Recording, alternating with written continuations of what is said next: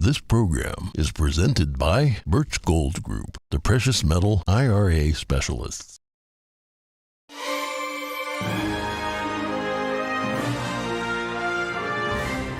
Good morning. In today's headlines, shadow banning of conservatives, blacklists, and a secret group for suppressing controversial accounts.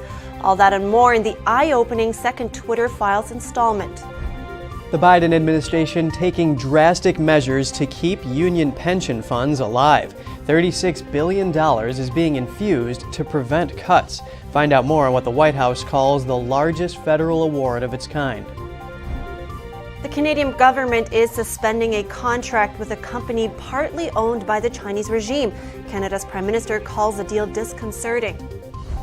Construction of Arizona's makeshift border wall continues amid legal battles. Now environmentalists are taking action to stop it.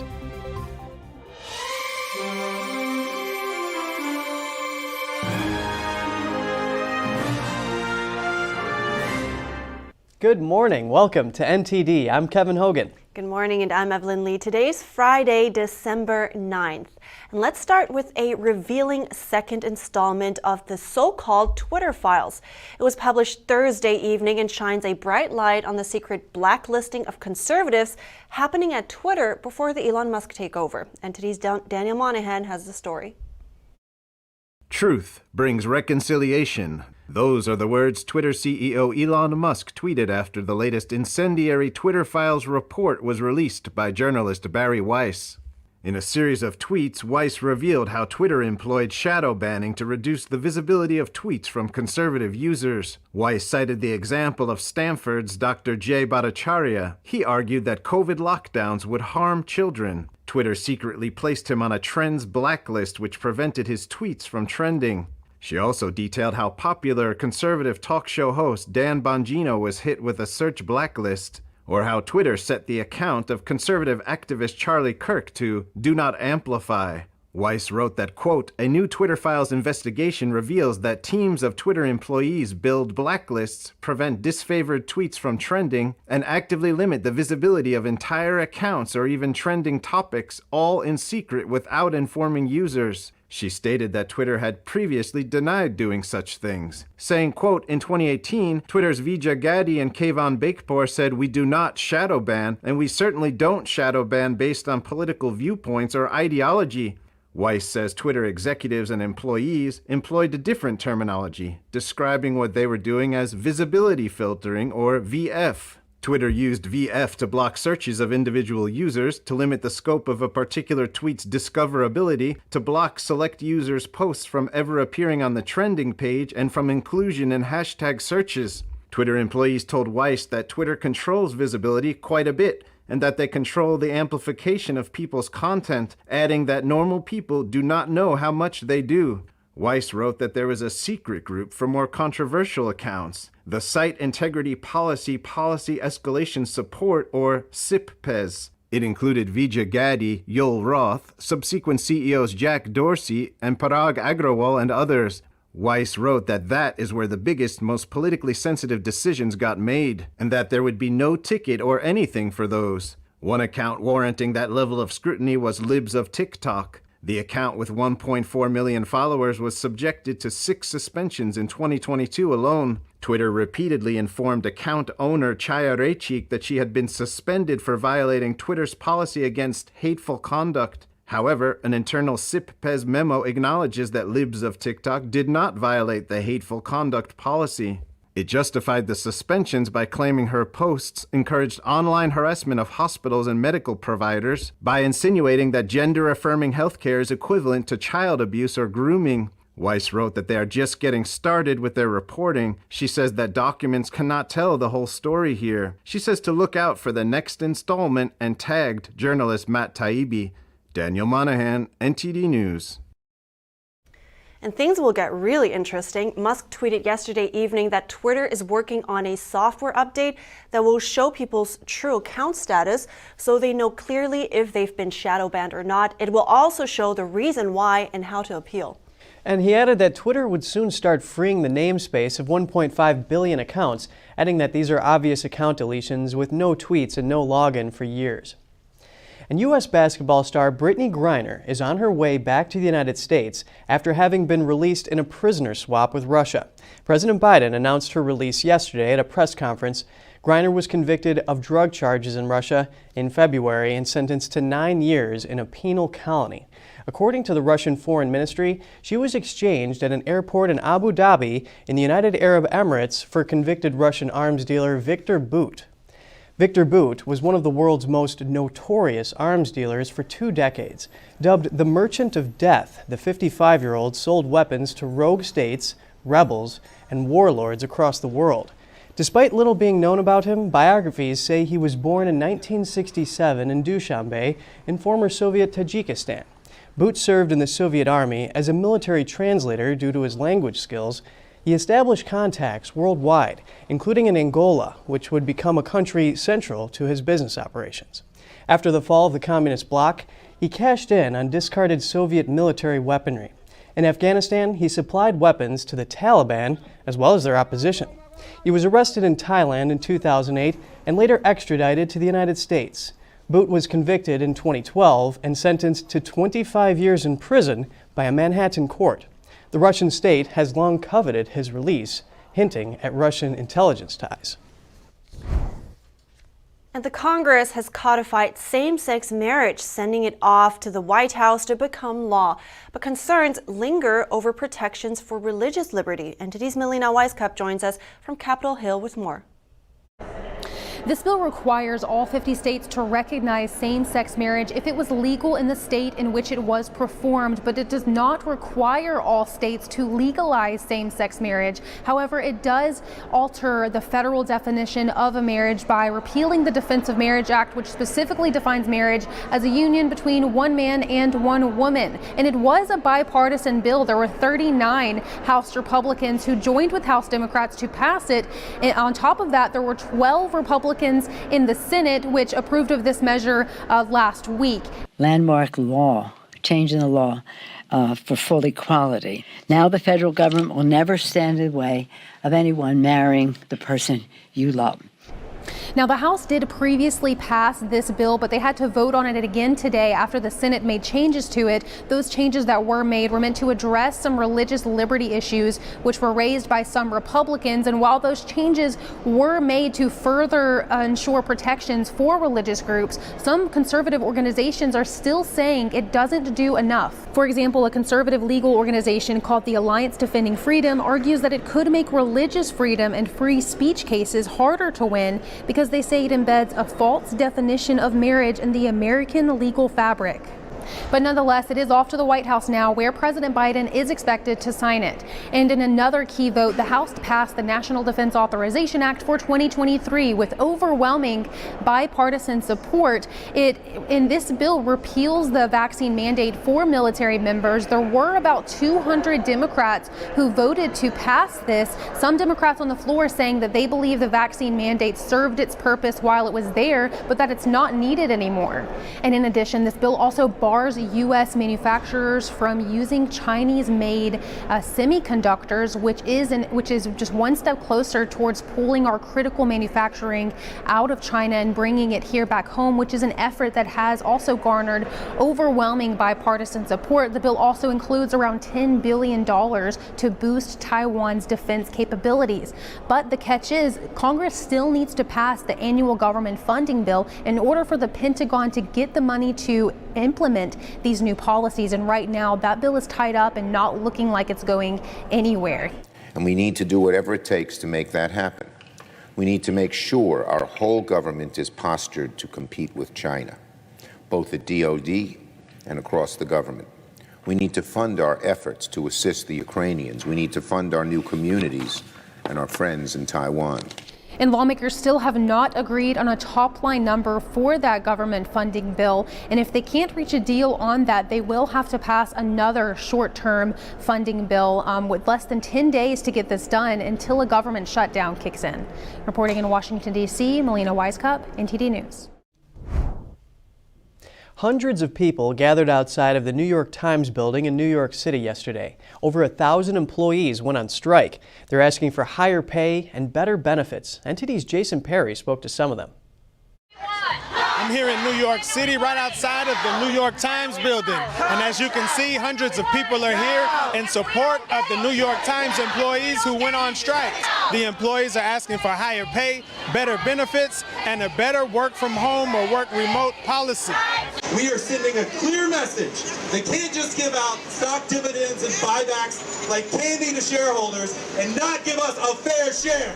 Over 1,100 New York Times employees are on a strike that will last just 24 hours. This came after New York Times management and the union representing the employees failed to reach an agreement for a new contract.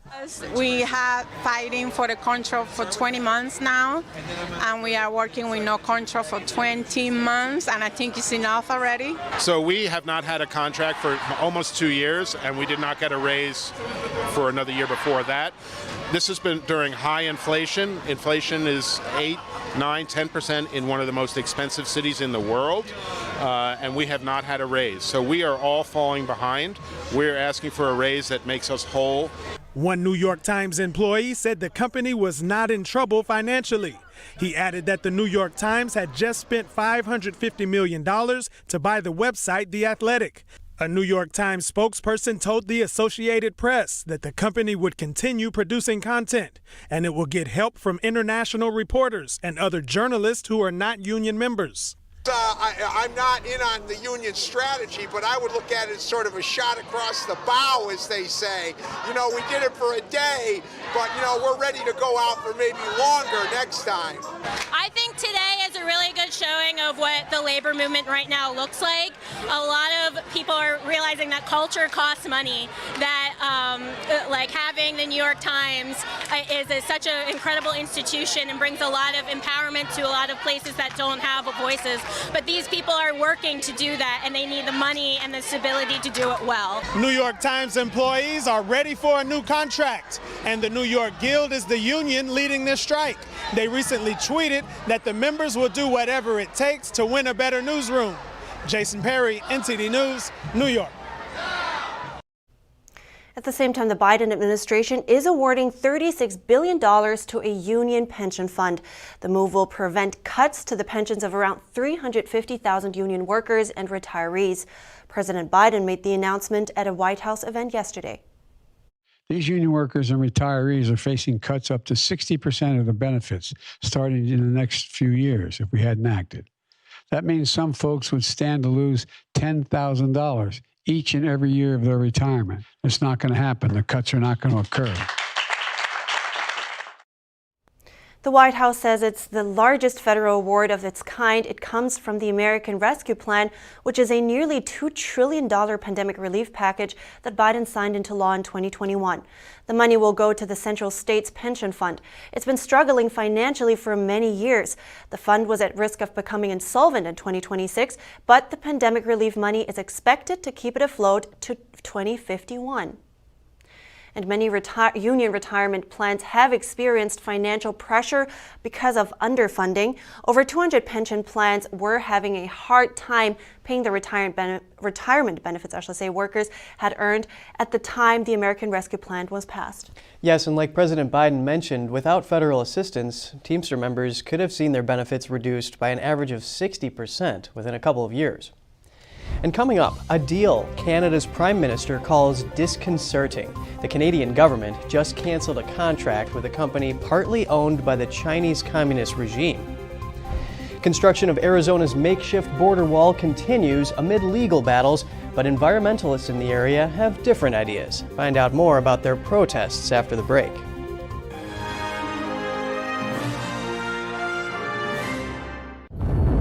I was vaccinated because I'm a carer. I've had all three and I have the flu one as well. As far as the government is concerned, I believe they are doing the best thing for the nation. I just thought it was better that I get it done. I wanted to protect other people.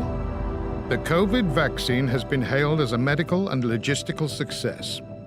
It's claimed that millions of lives have been saved, but there's growing evidence that the jab can have devastating consequences. They actually told my wife and two children they had no hope, and if I did survive, it would be from the waist up. You take one for the team, so I took the vaccine, but now the team's run in the opposite direction. Just to let people know that when it goes wrong, there's like no help at all. This vaccine is not completely safe and has unprecedented harms.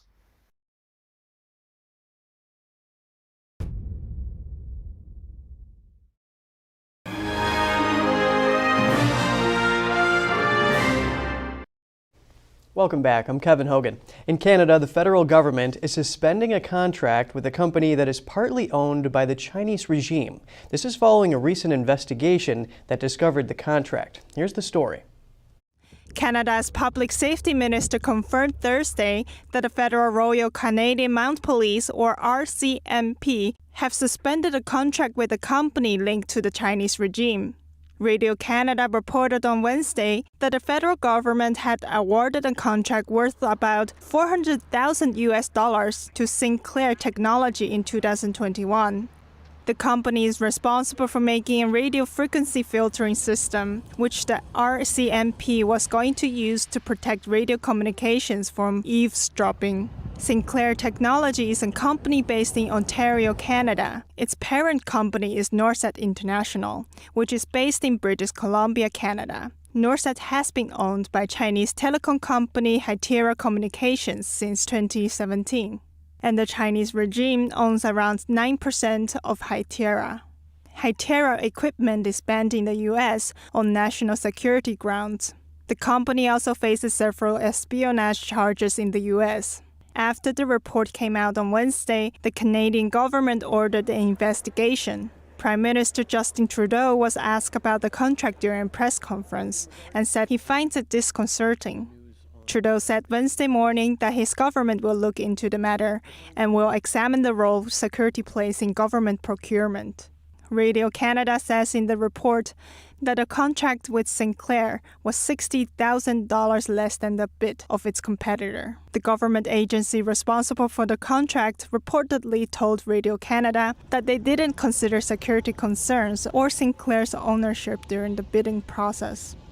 Reporting by Allison Lee and Shiwen Rong, NTD News. Environmentalists are protesting near the makeshift border wall in Arizona. They hope to stall construction. The improvised wall is built out of shipping containers. Some are topped with razor wire. It's being made to plug gaps in Arizona's southern border. NTD's Jeremy Sandberg has more on the protesters' efforts. Construction of the wall continues amid an ongoing legal battle between Arizona Governor Doug Ducey and the Biden administration. But environmentalists in the area have different ideas. We're not going anywhere until the federal government acknowledges and acts and stops this construction. They say that construction in the Coronado National Forest of Cochise County is illegal and harmful. The shipping container, the contractor, and the state of Arizona have been informed by the Department of Justice and the U.S. Forest Service that their activities are unauthorized and it's illegal. Some fear the wall will impede wildlife corridors for endangered species like jaguars and ocelots, as well as block the migration of deer, black bears, mountain lions, and other smaller animals. What we're here to do is enjoy our public lands in a strategic way that hinders the placement of further shipping containers. One group says they are willing to put their bodies in harm's way. They blocked an excavator to stop the work. But we felt it was important to stop the progress and the destruction. Governor Ducey blames President Biden's policies for the crisis at the border. He's seen record numbers of illegal immigrants crossing since Biden took office. Ducey says Arizona had to secure the border because federal agencies weren't taking action. He first ordered construction with an executive order in August. Some protesters hope a changing of the guard will bring them the results they are looking for. With Katie Hobbs, I would urge her that the moment she is inaugurated, that she says, okay, let's get the containers off the border. Arizona Governor-elect Katie Hobbs is set to take office in January. Hobbs has not yet commented on the issue. Jeremy Sandberg, NTD News. Celine Dion revealed on Instagram that she has been diagnosed with a rare neurological disorder. The Grammy-winning singer opened up about the challenges she's faced. These spasms affect every aspect of my daily life. sometimes causing difficulties when I walk and not allowing me to use my vocal cords. The disorder is called stiff person syndrome. The NIH says it's a rare progressive syndrome that affects the nervous system. Symptoms include muscle stiffness and spasms. In an earlier statement, she said she had been forced to cancel the remaining North American shows of her Courage World Tour over health issues. Her spring 2023 show has now been rescheduled to 2024. Dion said she has a great team of doctors working with her to get better and great support from her children who are giving her hope. And next, 2 teenage walruses from Canada have resettled at a zoo in Washington. They follow commands in both French and English. We have the story after the break.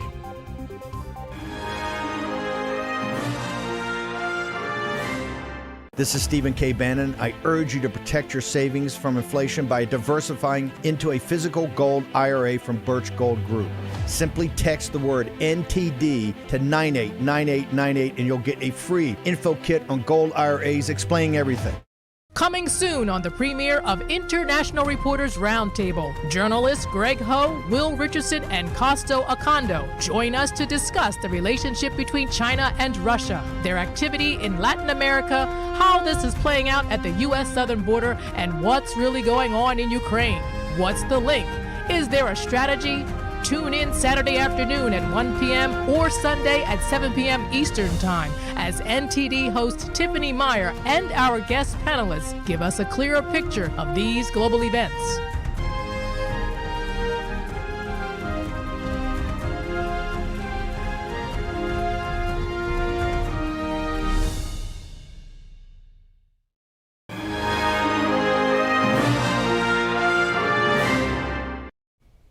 Welcome back. I'm Evelyn Lee. After an international trip from Canada's Quebec, 2 teenage walruses have resettled at a zoo in Tacoma, Washington. Zookeepers are coming to grips with their new friends. Let's take a look. Roar. Good. Sputter. Good. Click. Good. Growl. Good boy. Hum. Good job, buddy. Sing. Good job, buddy. This is Assistant Curator Sheridan Plouffe feeding Balzac, a 6-year-old male walrus, and his sister Lakina. The siblings are new visitors to the Point Defiance Zoo and Aquarium. In human terms, both are in adolescence.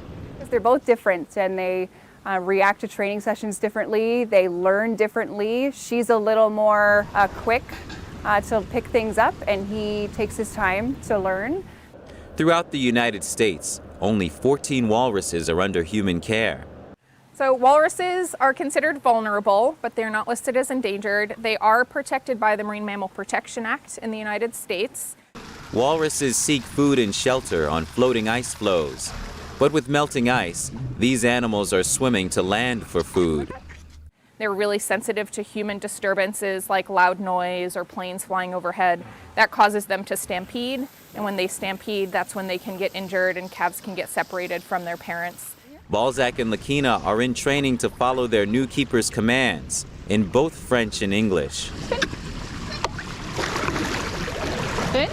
To match their exercise level, their diet may seem a bit lavish. These are restaurant quality mussels. 6 months' supply of seafood is on hand for them, all frozen at minus 22 degrees Fahrenheit. We go through about 16,000 pounds of clam a year. Just for walruses alone. It's a lot of clam. A team of vets check on them regularly to keep them in optimal health. Oh my goodness. Are you ready for your exam? Open. Walruses living in captivity enjoy a dental benefit not available to those in the wild. Their tusks lack enamel or have very little enamel, so it makes them prone to developing wear very easily. And because they can get wear on them, they can get an infection, and so we want to make sure we protect the ends of the tusks. And this happens with wild walrus as well. They just don't have the dentist to put on their caps.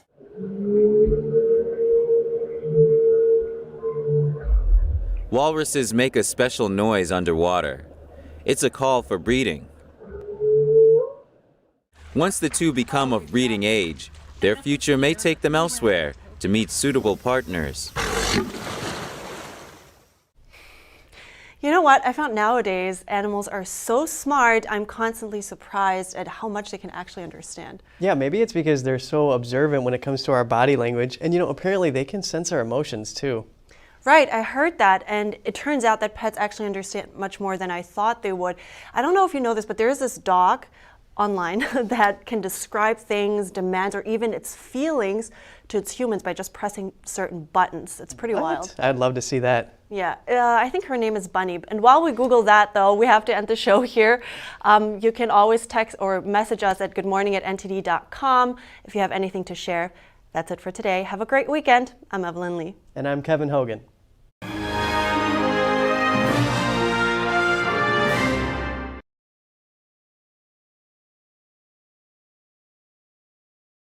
Thanks for watching us on YouTube. Did you know YouTube only keeps selective videos on its platform? So if you want to make sure you get the full picture, just subscribe to our newsletter.